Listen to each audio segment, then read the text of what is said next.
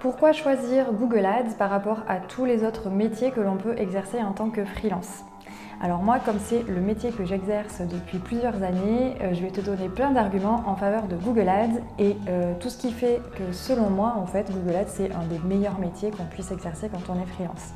Alors avant toute chose, je voudrais juste faire un petit point sémantique par rapport à tout ce qu'on peut entendre sur le marché. Donc déjà, SEA, c'est Search Engine Advertising. Et ça n'a rien à voir en fait avec la publicité sur Facebook, TikTok et Instagram. Voilà, on parle vraiment de la publicité sur les moteurs de recherche, Search Engine. Et ensuite, Google AdWords aussi, ça n'existe plus. Voilà, maintenant c'est vraiment Google Ads. Donc moi je te parle de devenir freelance Google Ads, mais pas freelance Facebook Ads ou quoi que ce soit.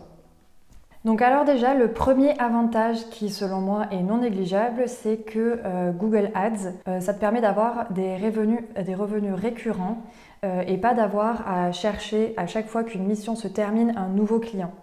C'est-à-dire que moi en fait mes clients, je les ai en récurrent mensuel et par exemple j'ai certains clients avec qui je travaille depuis plus de 3 ans.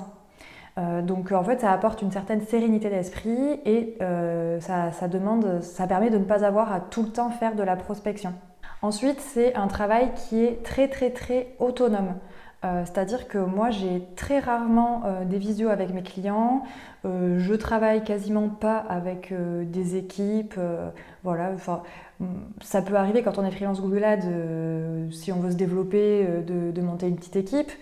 Ça peut aussi arriver d'avoir affaire aux équipes des clients, mais vraiment ça doit arriver une fois par mois, une visio par client. Donc vraiment, moi je travaille à l'heure que je veux, quand je veux, tant que le travail est fait et que les campagnes tournent, je suis en totale autonomie. Ensuite, un autre avantage, selon moi, c'est qu'il y a de la place pour tout le monde. Il y a tellement de demandes sur Google Ads et il y a tellement d'entreprises qui veulent faire du Google Ads et c'est tellement possible pour un énorme spectre d'entreprises différentes que franchement, il y a de la place pour tout le monde.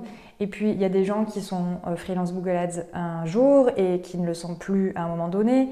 Donc, dans tous les cas, moi je pense que tout le monde a sa place en tant que freelance Google Ads et que tout le monde peut se lancer. Un autre avantage, c'est qu'il y a peu d'investissement à faire selon moi pour se lancer en tant que freelance Google Ads parce qu'une formation, ça coûte pas non plus si cher que ça et d'un point de vue du matériel, il suffit d'avoir un ordinateur et une connexion Wi-Fi. Donc c'est quand même un métier qui est assez facile d'accès. Voilà, on n'a pas à acheter du matériel comme un photographe, un vidéaste. On n'a pas besoin d'acheter des logiciels comme les graphistes. Donc en soi, il n'y a pas beaucoup de barrières pour pouvoir se lancer en tant que freelance. Et enfin, moi je trouve aussi que devenir freelance Google Ads, ça peut être assez rapide parce que si on s'y connaît un petit peu en marketing digital, en fait, il nous suffit d'avoir une petite formation pour lancer sa première campagne et ça peut aller très vite l'apprentissage. Donc c'est pas quelque chose qui va mettre 1 an, 2 ans pour se former, on peut y arriver beaucoup plus rapidement.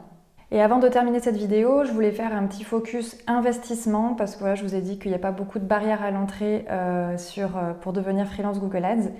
Donc j'ai fait une liste. Pour la formation, moi je dirais que c'est un investissement qui représente moins de 1 500 €, sachant que de nos jours, il y a pas mal de formations aussi qui sont éligibles CPF. Donc je pense par exemple à la formation Live Mentor. Live Mentor, c'est un organisme de formation en ligne, ils ont une formation Google Ads. Moi par exemple, c'est moi qui ai rédigé et filmé la version 2023 de cette formation. Donc si c'est quelque chose qui vous intéresse, je vous mets le lien dans la description de cette vidéo de formation. Et c'est éligible CPF, donc globalement ça ne vous coûte rien si vous avez des points. Ensuite, un investissement qui est optionnel selon moi, c'est aussi du coaching. Donc moi c'est quelque chose que j'avais fait quand je m'étais lancée en tant que freelance, j'avais pris un coach pour m'aider à démarrer ma mission et à pas faire trop de bêtises. Donc ça en soi c'est pas non plus un investissement énorme, c'est-à-dire que si tu signes ta première mission, tu donnes un petit pourcentage à un freelance et du coup ça te permet de démarrer. Ensuite, un autre investissement que tu vas prendre le jour où tu signes ton premier client, en fait, c'est un outil de facturation. Donc ça coûte rien, ça coûte 27 € par trimestre. Moi, celui que j'utilise, c'est Freebie. Donc pareil, je te mets le lien. C'est un outil qui est très très bien pour les freelances, qui coûte pas cher. Et enfin, si tu veux, tu peux mettre un budget café, thé, chocolat.